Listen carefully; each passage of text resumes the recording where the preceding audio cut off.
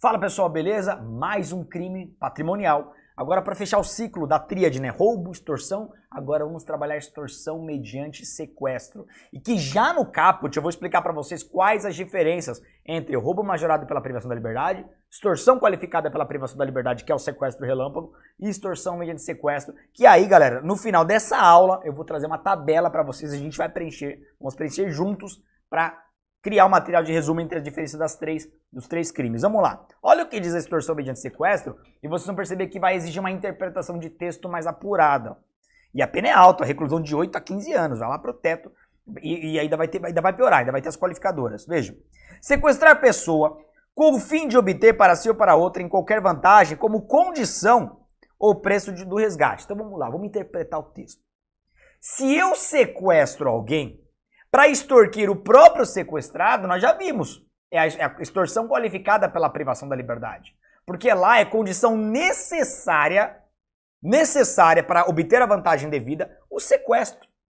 Então, se eu sequestrei a vítima A para extorquir a própria vítima A, extorsão qualificada pela privação da liberdade. Foi o crime anterior que nós estudamos. Tanto é que eu dei até o exemplo que eu sequestro a pessoa e faço com que ela vá até o caixa eletrônico e saque todo o dinheiro que tem para me entregar. Ponto.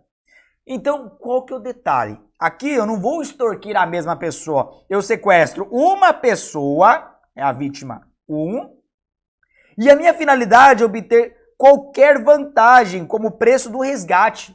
Então, se eu vou obter vantagem, eu vou extorquir outra pessoa, a vítima 2. Então, essa é a diferença principal entre a extorsão mediante sequestro e os dois crimes anteriores. Ó. Aqui eu necessariamente tenho pluralidade de vítimas. É o que nós chamamos, olha a classificação de crimes, é o que nós chamamos, já que é fase oral, de crime de dupla subjetividade passiva. Ou de múltipla subjetividade passiva. Subjetividade de pessoas, passiva vítima. Então dupla ou múltipla subjetividade, múltiplas vítimas. Isso é um crime de múltipla subjetividade passiva. Eu tenho necessariamente duas ou mais vítimas. Eu tenho que ter pluralidade de vítimas. Se eu não tiver, não é esse crime, vai ser outro. Então, quem são as vítimas? Eu tenho uma vítima que é a vítima patrimonial, que é a vítima que só é extorquida para pagar o resgate. E a vítima da liberdade, que é a vítima sequestrada. Vítima sequestrada. Perceberam? Então, eu tenho necessariamente duas vítimas. Sequestro o filho para extorquir os pais. Sequestra a sogra para extorquir o genro. Sequestra a esposa para extorquir o marido. É isso, é isso. Então essa é a extorsão mediante sequestro. Eu necessariamente terei pluralidade de vítimas.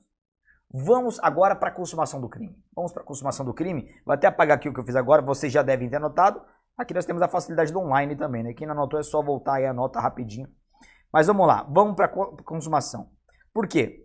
É um crime formal e ao mesmo tempo permanente. Por que formal? Porque apesar de ter aqui o resultado naturalístico, basta o sequestro da vítima para falarmos de consumação. Ao mesmo tempo é um crime permanente, pois enquanto eu perdurar o comportamento, a consumação se protrai no tempo. Então imagina o seguinte, eu tenho o sequestro no dia 1. Tá aqui, ó, dia 1. Aí no dia 5, eu tenho o pedido do resgate. No dia 10, eu tenho o pagamento do resgate. E no dia 15, eu tenho a libertação da vítima. Libertação da vítima. Qual que é o detalhe? Quando esse crime se consumou? Aqui. No primeiro segundo, onde há a privação da liberdade, o dinheiro do resgate é um mero exaurimento. É um mero exaurimento. Tudo isso é consumação. Diego, tem fins práticos nessa explicação? Tem, eu já expliquei isso lá nas aulas de parte geral para vocês. Para quem não assistiu, vale a pena assistir. Quais são? Por exemplo, a Constituição Federal e o Código de Processo Penal falam que a casa é inviolável, ninguém nela poderá entrar, salvo várias exceções. E uma dessas exceções é o flagrante delito. Então aqui, ó, tudo isso é flagrante delito. A qualquer momento, a qualquer horário, qualquer do povo ou a polícia podem meter o pé na porta. Mete o pé. A polícia deve, né? O cidadão comum pode. Mete o pé na porta, salva a vítima, prende os sequestradores. É isso. É isso. Então aqui, qualquer momento, é autorizado a violação do domicílio. Segundo ponto. Hoje nós temos a pena de reclusão de 8 a 15 anos. Mas imagina que durante o crime vem uma lei que fala o seguinte: a partir de agora, a pena passa a ser de 10 a 20 anos. E aí, qual lei eu aplico? Não é sucessão de leis penais no tempo nesse caso, tá? Porque eu falo em retroatividade ou irretroatividade quando a lei ela surge posteriormente ao crime. Imagina que ela surgiu aqui, beleza. Aí eu vejo se ela é benéfica para retroagir ou maléfica para não retroagir.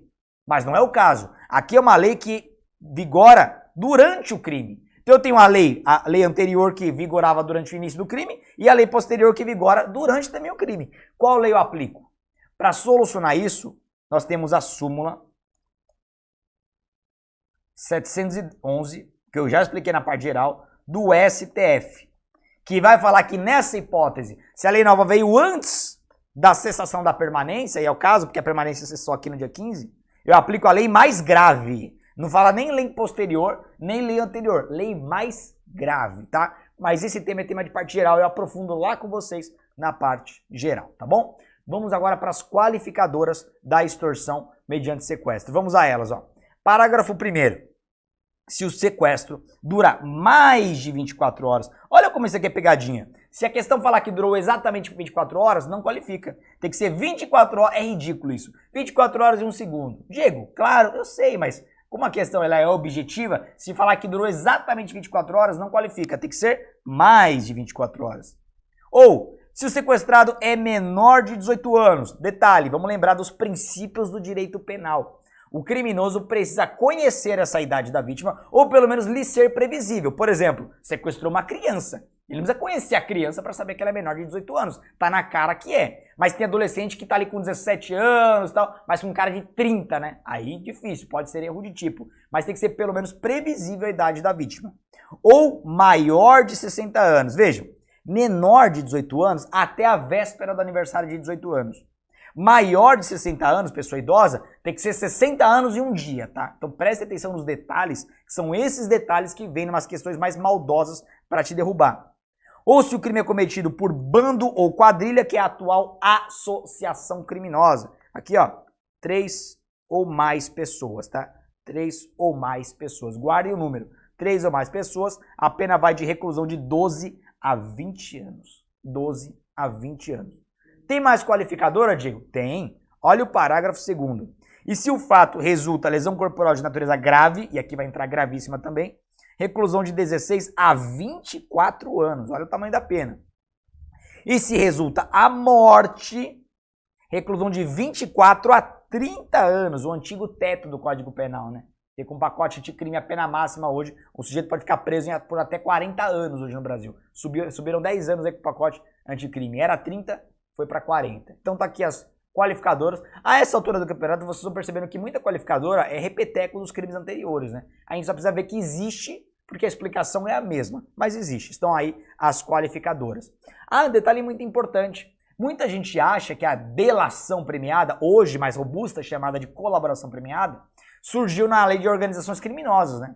Lá com o caso da Lava Jato e tudo mais. Não, galera. Na verdade, nós já tínhamos a delação muito antes, inclusive nesse crime. Porque aqui, como nós temos uma vítima sequestrada, e nós podemos ter concurso de pessoas, 2, 3, 4 criminosos, tem a possibilidade desse benefício visando resgatar a vítima. Olha o que nós temos aqui no parágrafo 4º, ó. Se o crime é cometido em concurso, ou seja, 2 ou mais pessoas, 2 ou mais criminosos, o concorrente que denunciar a autoridade, olha que importante, facilitando a libertação do sequestrado, terá sua pena reduzida de 1 a 2/3. Então é um prêmio e precisa efetivamente facilitar a libertação da vítima. Então vamos lá para as explicações, porque isso é importante. Imagina o seguinte, 2 criminosos sequestraram a vítima para extorquir os familiares, extorsão mediante sequestro. Aí a polícia já envolvida percebe que está lidando com amadores. Aí a polícia arma a entrega do dinheiro do resgate. Falou, ó, vamos entregar no local X, tal, seguindo tudo certinho. Colocou o dinheiro no lixo aí para o criminoso chegar e pegar. Só que quando um dos criminosos foi pegar, a polícia deu bote e prendeu o sujeito em flagrante. Beleza, acabou, prendeu. Aí leva para a delegacia, aí o sujeito ele combinou com o comparsa dele o seguinte, falou, olha, se eu demorar mais do que 2 horas, muda de cativeiro. Então a essa altura do campeonato ele sabe que o sujeito, o comparsa dele já mudou de cativeiro. E o que os criminosos fazem? Eles tentam plantar causas de diminuição de pena. Criminoso entende muito de direito penal, principalmente aqueles que já foram presos, estudaram muito penal na cadeia. Muitos sabem mais do que muito advogado, tá? E aí o criminoso na cadeia, ele fala, na delegacia, ele fala o seguinte, fala, doutor, fala pro delegado, eu vou falar onde tá a vítima, para vocês libertarem, mas eu quero por escrito e na presença de um advogado. Aí chamam lá um defensor público e tudo mais, e aí ele fala, tá no cativeiro X, vai lá, pode ir lá. Aí anotou por escrito para plantar no futuro essa causa de diminuição de pena, porque a casa dele já caiu. Só que quando a polícia chega no local, até encontra vestígios que estiveram por ali, mas já saíram há muito tempo. Pergunto, nesse caso ele vai ganhar diminuição de pena? Resposta, não. Se for demonstrado que ele já sabia que não tinha ninguém ali, não. Agora, vamos para o extremo oposto. Imagina que a polícia chega no cativeiro, encontra a vítima e o sequestrador, só que por conta de troca de tiros, vários problemas, o sequestrador consegue empreender fuga levando a vítima. Nesse caso, diante do insucesso da polícia, ele vai ganhar diminuição de pena, o delator? Resposta, sim. Porque ele falou a verdade e a lei não exige o efetivo resgate da vítima, apenas que facilite a libertação. Isso facilitou? Facilitou, mas o criminoso não está lançado à própria sorte, ao sucesso da operação policial. Não está. Basta que tenha dito a verdade e que essa verdade tenha facilitado de alguma forma a libertação da vítima. Aí já ganha o benefício. Tranquilos? Fácil? Antes de eu fechar esse crime, eu prometi para vocês o seguinte. As diferenças entre roubo majorado pela privação da liberdade, então perceba que muda, extorsão qualificada pela privação da liberdade e extorsão mediante sequestro. Então vamos lá, no material de vocês, eu desenhei uma tabela, a gente vai preencher agora essa tabela. Primeiro com os verbos. Qual é o verbo do roubo? Subtrair. Subtrair. Já começa por aí. Qual é o verbo da extorsão? Constranger. Qual é o verbo da extorsão mediante sequestro? Sequestrar. É importante guardar o verbo? É. Porque tem muita questão que você mata a resposta só com o verbo. Começou o verbo errado, você já sabe que é a alternativa errada. E aí deu o nome de outro crime. Por exemplo, já cobrado para PCSP, prova objetiva, vai estar entre as questões anteriores, eles começam a descrever na alternativa com o verbo sequestrar. Aí depois colocam no final que é roubo mediante sequestro, que nem existe. Seria o roubo majorado pela privação da liberdade. Já está errado. Aqui vamos lá, vamos para as diferenças. No roubo majorado pela privação da liberdade, ó, a privação da liberdade apenas facilita o sucesso do crime. Facilita a palavra-chave. Já na extorsão qualificada pela privação da liberdade, que é o sequestro relâmpago, a privação da liberdade é condição, olha como mudou, necessária, as palavras-chave, condição necessária para o sucesso do crime. E a extorsão mediante sequestro é o mais diferente. Aqui, ó, há vítimas, e só por ter falado vítimas, plural, né? Aquilo que eu falei pra vocês, crime de dupla subjetividade passiva, necessariamente tem mais de uma vítima. Há vítimas distintas. Então vamos lá, vítimas.